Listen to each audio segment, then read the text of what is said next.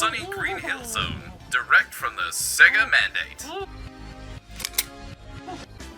I mean, because of how much I love Green Hill Zone. Remember that time it was full of sand? Green Hill's looking a lot more like Sand Hill right now. I don't like sand. Me either, Anakin. Me either. Now, I can already see you typing. You know, because you, forgot to pull your curtains there. But Milkshake, why the hell are you covering Sonic the Hedgehog of all things? Well, you see, dear viewers, that's because I grew up playing Sonic. He was basically my introduction to video games in general. But, yeah, if you don't want to watch it, that's fine. You don't have to watch it. You just watch something else if you want. Wait.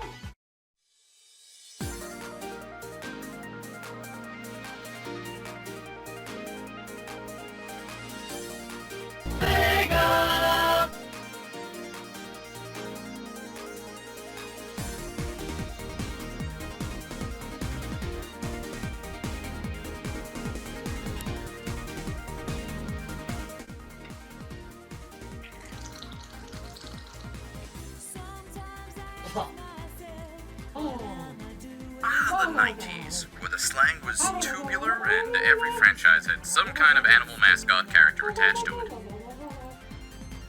I've gotta say, with the sheer glut of animal characters throughout the 90s, I wonder how that impacted people growing up in that generation. Nah, that'd just be weird.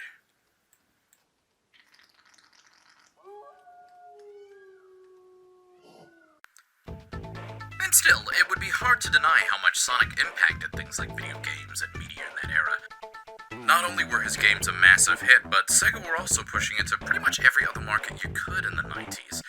He had two running cartoon series at the same time, Sonic Saturn and Adventures of Sonic the Hedgehog. We had Sonic Pogs, we had Sonic Gaming Books. There were two comic series running at this time, Fleetway and Archie. Just about everything that you could picture that was the 90s, there was some iteration of Sonic there. I'll take Sonic and Genesis. Man, I could totally go for some Sonic pasta right now. Sonic was on top of the world at this point, an unstoppable force, never slowing down. And surely this is how it would stay. Right? It gets worse. Okay, maybe that's a little dramatic. Still, with the early 90s, we had the best Sonic games that Sega have debatably ever released. 1, 2, 3, and Knuckles. And, of course, you, Sonic CD. You beautiful creature, you. As well as the countless spin-offs of the time. Dr. Robotnik's Mean Bean Machine, Sonic Spinball. It was pretty fun. We had, Sonic Labyrinth was a thing. I mean, I didn't play it, but I know that people played it. There was Tails Adventure. That was really cute, very Metroidvania style game. You know, a lot of games that honestly didn't really scratch the itch that Sonic fans were looking for at the time, though, honestly. Which segues perfectly into this thing. Sega Saturn, the benchmark of engineering excellence, combining three 32-bit RISC processors with 5 additional processors to create a head-snapping 500,000 polygons per second.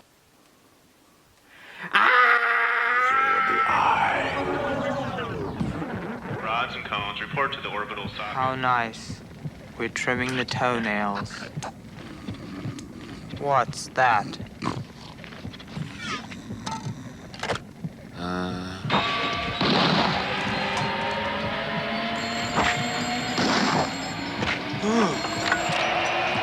Optic nerve, this is the brain.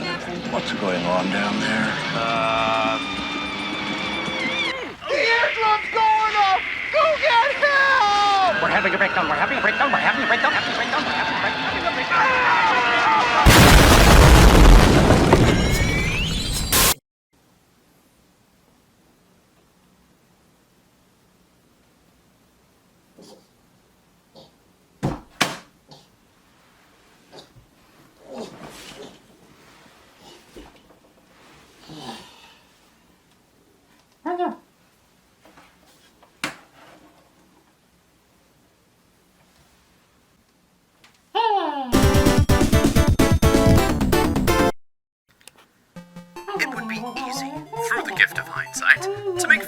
this sideshow of a console. So that is exactly what we're gonna do.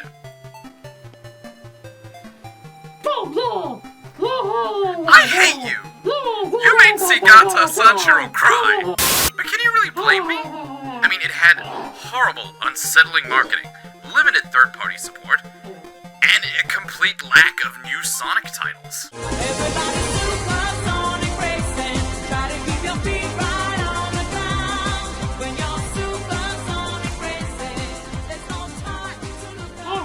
Okay, fine. One new Sonic title.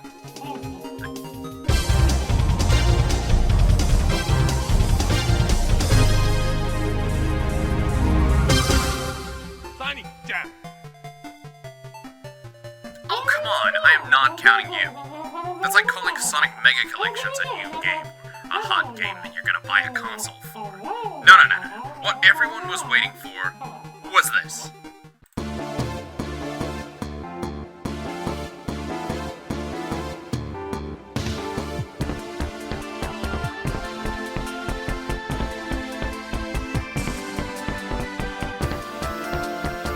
And then Sega hit us with one of these. Yeah, get used to that. Sega knew their future wasn't in the Sega Saturn. So, like a horrible, decrepit, diseased hand, they cut that bad boy off and just jumped straight into the next thing, which is the Sega Dreamcast.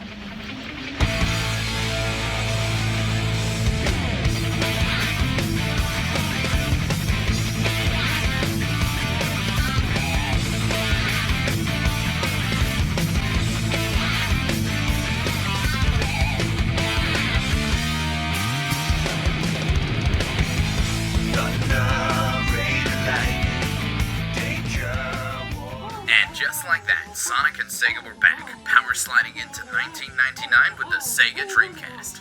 I mean, just look at this slick bad boy of a console. And with a new console, means a new Sonic title. It's become very popular to be overly critical into Sonic's first real foray into 3D. But I mean, just look at this game. Listen to its soundtrack. I'll never forget the first time I played this game. It was at a Harvey Norman's of all places. My parents were off shopping, and one of the floor staff saw me excited about the Dreamcast and said that I could pick a game and he'd pop it in so that I could give it a play, which was super cool looking back at it now. I spent like 4 hours playing Sonic Adventure that day. You know, which is pretty impressive. Normally skunks get kicked out of shops in like 10 minutes. Just playing this small amount of Sonic Adventure 2 got me hooked on Sonic as a franchise all over again. And although I couldn't afford a Dreamcast right away, it was about here that I discovered the bustling fan community that Sonic had cultivated over the years. This fan content, coupled with the Archie comics and cartoon series, became my absolute obsession after school every day, until finally...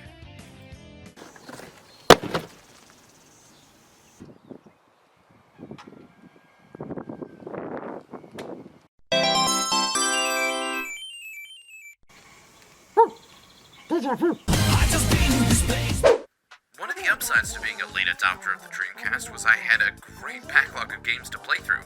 Not just Sonic Adventure, but at this point I had Sonic Adventure 2 and Sonic Shuffle as well. Adventure 2 was an awesome sequel to the first game, though I weirdly missed the overworlds that they took out, which were just a lot of fun to explore and bumble around. However, the overhauls of the Chow Gardens were amazing fun, and honestly, I sank so much time into them. Then we've got Sonic Shuffle, this wild, cel-shaded Mario Party style game. But, you know, instead of dice, we got cards. That's cool. I like playing cards. The game was kind of all over the place, but definitely a guilty pleasure of mine if I can convince 3 other people to endure it with me. Plus, the Game Grumps playthrough of it was amazing. What? The carbuncle ate itself? What does that mean? The Dreamcast is still a cornerstone of retro gaming to this day.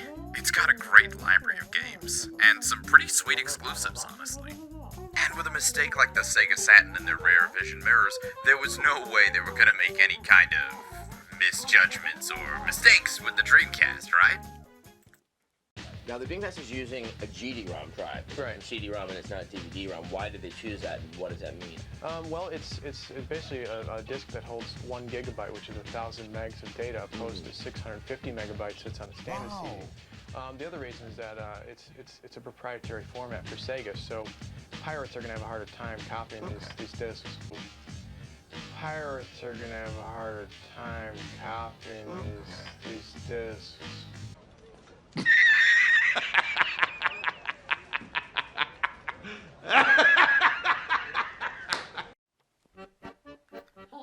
Sega had put a lot of faith into their GD-ROMs and were sure they would keep their games safe from piracy. Unfortunately, as history will show you, they dropped the ball there. And although to this day it still lives on in the hearts of both collectors and the homebrew community, the Dreamcast was officially discontinued in March of 2001. But even with the Dreamcast finished, Sonic was surprisingly quick to hit the ground running again. You see, Sega announced that they would be exiting the hardware business, but would instead be solely focusing on the software side of the industry. With Sonic and all the other Sega properties jet-setting for other consoles, it was time for a change in hardware. So, I brought the lunchbox. Sega had no qualms with porting over some of the Dreamcast's best directly onto their ex-rivals' hardware. Not only that, but we got some stellar ports of the even older Sonic titles, including some rare first-timers like Sonic the Fighters, who had originally had a Saturn release in the pipelines until, it didn't. And we've only talked about the ports so far. We still have so much more to appreciate.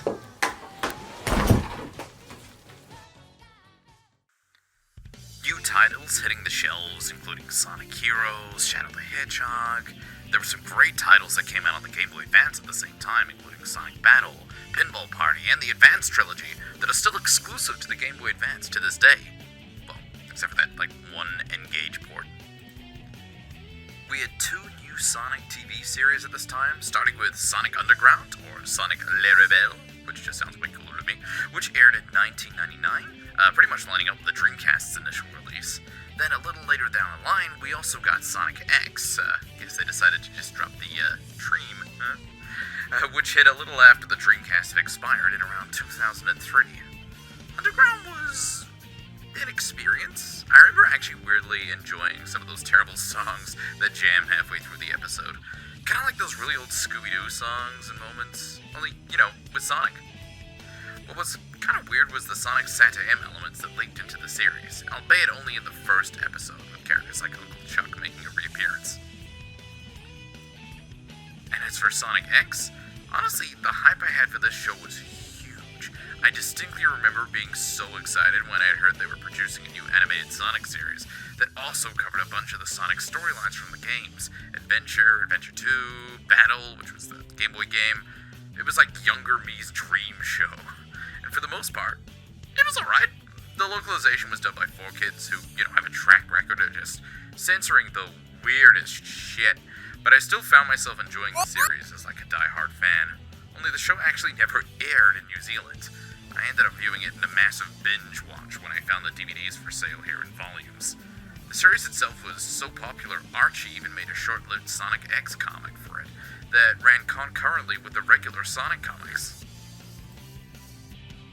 And while our favorite fictional hedgehog was zipping across our screens, there was also a ton of cool merch that was hitting stores to coincide with his new adventures. We got a bunch of new figurines, including the Joytech range, which in my opinion are still the coolest to date figures. A new card game that is honestly a nightmare to try and find 15 years down the line.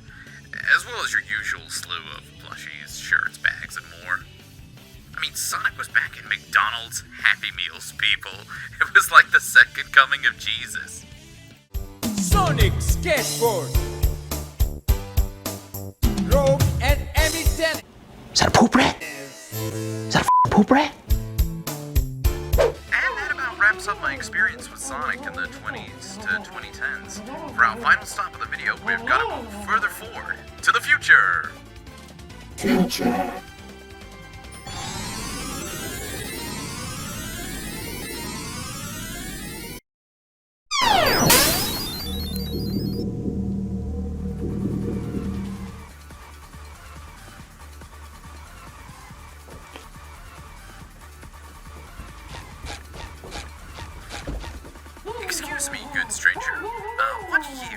It's 4017, my good mustard. Did they ever give Sonic Saturn another season? What? No? What about sequels? Sonic Forces 2? Sonic Shuffle 2? Sonic 4D Blast? All of those things just sound awful.